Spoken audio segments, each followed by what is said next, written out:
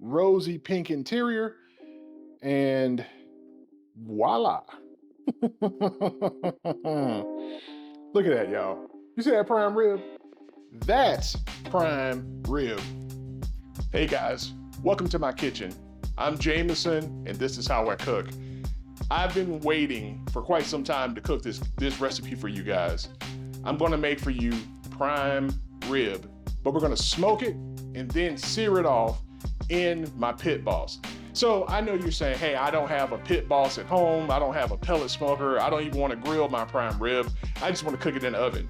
Well, I'm going to include instructions down in the description for the complete recipe and for how to make this same prime rib at home in your oven. So up next, just in time for the holidays, I'm going to show you guys how to make prime rib.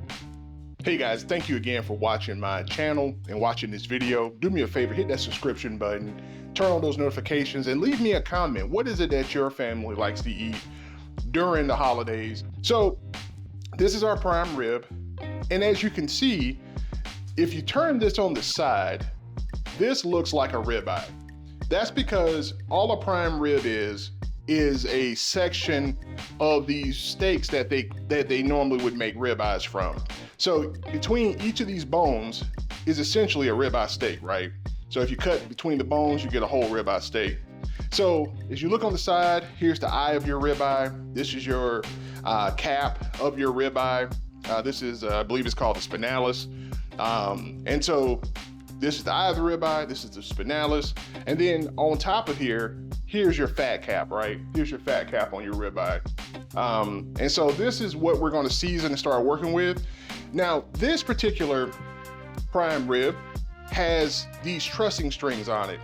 And when you remove these strings, what's going to happen is that you'll see that the bones have been already cut from the meat of the roast and that they are able to come off and separate here. So you see we've got this little small bone section here.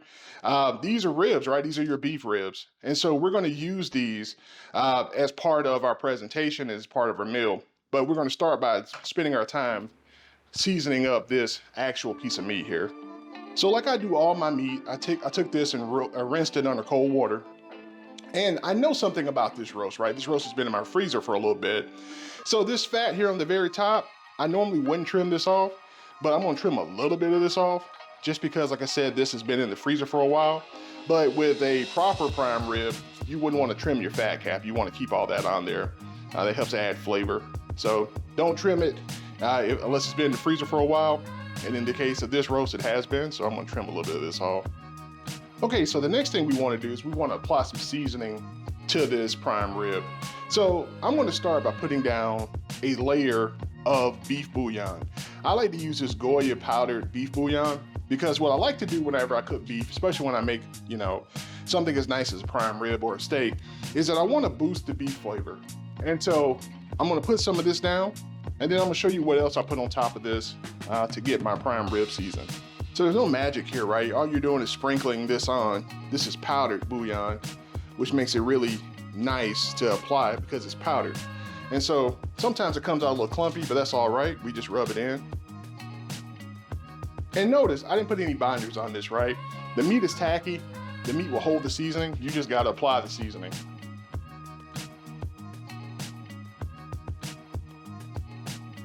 Same thing here on the side of our rib roast. And you want to be generous when you season a big piece of meat like this. You want it to have plenty of seasoning. Now we want to season the side, this prime rib too. So I open up another packet of my bouillon. See, there's only 2 bones on this. 1 bone, second bone. So we're gonna take our time and season these too. Just get some flavor on these. So this is a blend of spices. This is Stubbs, whiskey, and black pepper seasoning. This is gonna make an amazing flavor profile for our prime rib. And so all I'm gonna do is I'm just gonna sprinkle this on here. So if this isn't available to you where you're at, this Stubbs seasoning, I'm gonna put a spice blend combination down in the description that can help you with your prime rib. Now what's the trick with this, right? What's my secret here? I know that this doesn't have a lot of salt in it. If you look at the back here, the amount of sodium that's in here is only 4%. So you have to taste these kind of blends to know exactly how much you can use in ratio with each other. So I know that the bouillon that I use is very salty. So that goes on first. And then this is just to add an enhancement to the flavor. That's all this is. So same thing here on the side. Finish seasoning up these ribs. Don't want to go crazy here, right? These are smaller cuts, so we just want some of the flavor on those. Okay guys, so I took that prime rib and I put it into a Ziploc bag with the rib bones, and I would love to cook this for you guys today, but we're gonna wait until the next day. I'm gonna put this in my smoker, but I'm gonna include directions and instructions for cooking this in your oven. But the main thing you want to do now is wait. Let this marinate in the refrigerator and give it some time for the seasonings and those spices to work on this prime rib. And I promise you that when you cook it the next day, you're going to have a much better experience and product at the end of the cook. So we're going to let this sit in the refrigerator overnight. And then what I'm going to do is show you how I set up my smoker to smoke this. All right, guys, so this prime rib has gotten to an internal temperature of about 125 degrees. Got a little sidetracked and distracted. And as you can see here, we got these ribs that came off of that bad boy sitting out here in the pit boss too. See why I want to smoke this prime rib? See that beautiful arc that's developed on that prime rib? So I've got my probe in there, monitoring it. And so what we're about to do now is take the prime rib off, and we're going to sear this. And this is going to put the final touch on the crust of the prime rib. So I'm going to show you guys what that looks like coming up here in a second. We'll get this grill scorching hot, and then we're going to sear off these rib bones, and namely our prime rib.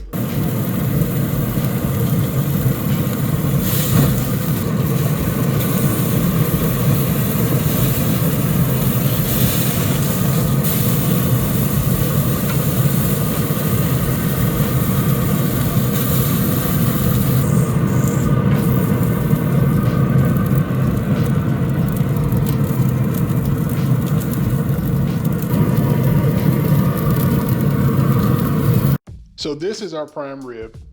We finished cooking it and we let this rest for about 30 to 40 minutes. And when I let my prime rib rest, I let it rest in the oven on the warm setting. So if you don't have a warm setting on your oven, then just turn your oven down as low as you can turn it, which is usually around 170, maybe 160, but usually around 170. And just let it rest and chill out in the oven to stay warm and to allow those juices in that meat to work and relax the way they need to and go back into the meat. And so now what we're going to do is carve this up for you guys. So the end cut has all that seasoning and bark on it. And then the other end cut on the back has all that seasoning and bark on it.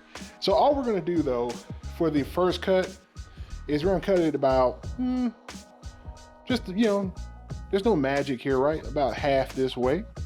And if we've done our job, with this prime rib, you should have a beautiful rosy pink interior, and voila. Look at that, y'all. You see that prime rib? That's prime rib. Y'all see that prime rib? Look at that. Look at that prime rib. Look at it. Well, I guess the video's over, but wait, there's more. I've got to taste this. All right, so I got a little piece of that end cut. And you can see it's not as rare as the middle of that prime rib is. So if you got a guest who doesn't want to have a really rare piece of prime rib, then you can just give them the end cut, or you could take their middle cut and sear it up a little bit for them to get it to the temperature that they like. But cheers, guys.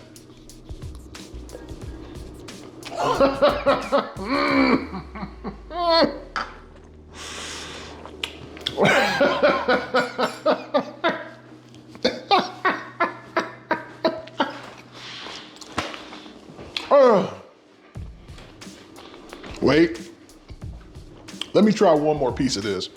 I don't even want to, because, you know, the first piece could have had like, you know, been a fluke or whatever. Let me try another piece of this.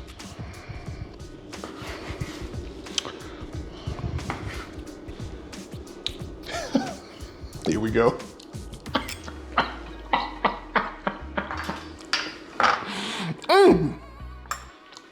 Man.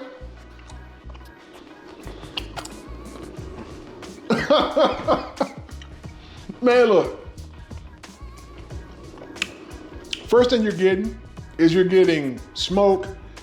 You're getting beef flavor, intense beef flavor. The kind of beef flavor that, you know, makes you think about the cowboys in Texas and cattle ranching. It's delicious beef flavor. You got the bouillon that we put on there, that beef bouillon adding some beautiful flavor. And then that rub that we put on there, that Stubbs whiskey rub. Come on, man. That prime rib is just simply out of this world. Simply out of this world. Anyway, let me know in the comments how you guys like your steak. Are you a medium well, rare kind of person, or quote unquote blue? And let me know some of your family's traditions or some of your traditions around the holidays. What do you guys like to cook? What do you guys like to eat? Once again, I'm Jamison, and this is how I cook. And I'm gonna do something that I rarely do. I'm gonna do a third tasting of this. It's nice that when these videos wrap up, and it's around your lunch hour. Oh my goodness. Here's another, look at that, y'all. Look, man. Here we go again. No sauce, no anything. Almost wait a minute. Oh, look at there. Wait, we can't end the video yet. I got a rib bone here. And it's got a little something dangling. Man, wait a minute. Oh, this is so good. And the nice thing about eating the ribs separate is that you get this little treat. This is you. This is for you. You're the chef. You're the person who cooked this. Look at this rib bone. Why would you, look, man, they don't even need to know about this. They don't gotta know that the prime rib comes with a bone. You keep that for yourself. Hold on.